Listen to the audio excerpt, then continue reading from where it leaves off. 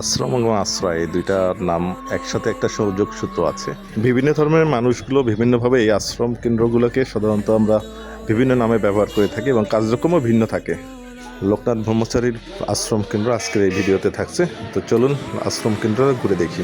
বাংলাদেশ এবং বিশ্বের সনাতন ধর্মীয়দের সবচেয়ে একটি ধর্মীয় জায়গা আশ্রম কেন্দ্র, যার প্রতিষ্ঠাতা লোকনাথ ব্রহ্মচারী এবং আশ্রম কেন্দ্র হিসাবে পরিচিত।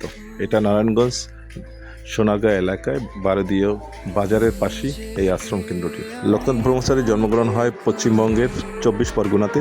পরে তিনি বাংলাদেশে এসে এই আশ্রম কেন্দ্রটি এখানে স্থাপিত করে এবং সেখানে তার শেষ সমাধিটা এখানেই হয় এবং তার সমাধি এখানে আছে। মনের মাঝে আছি তুমি, জীবনের ছায়া ছোলা, যদি চোখে জল পড়ে তোমার ছবি এত সুন্দর, প্রাণ ভরা ঘরে ঘরে ঘুমিয়ে থাকে তুমি মোর।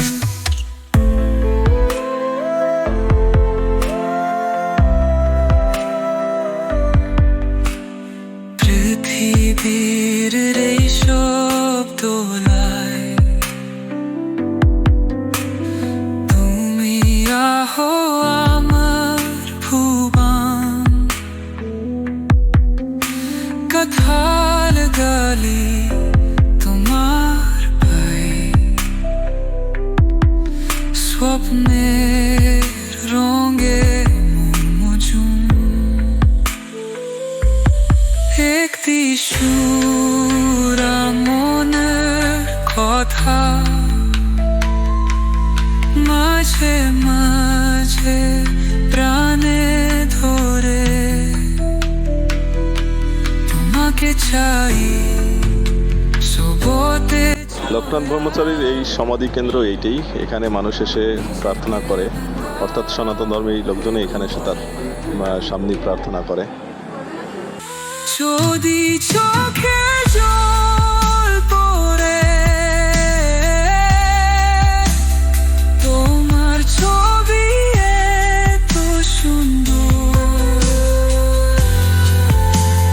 প্রাণ ভরা ঘরে ঘরে ঘুমিয়ে থাকে তুমি মোর।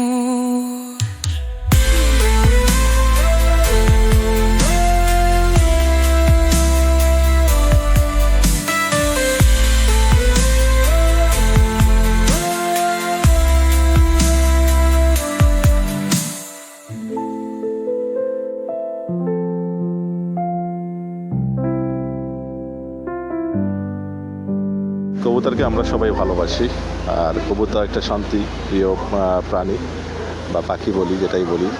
তো যাই হোক, আমার কাছে এই কবুতরগুলোর মানুষের খাবার দেওয়াটা এবং খুব কাছাকাছি আসে খাবার দেওয়াটা, এটাকে আমার কাছে খুব ভালো লেগেছে।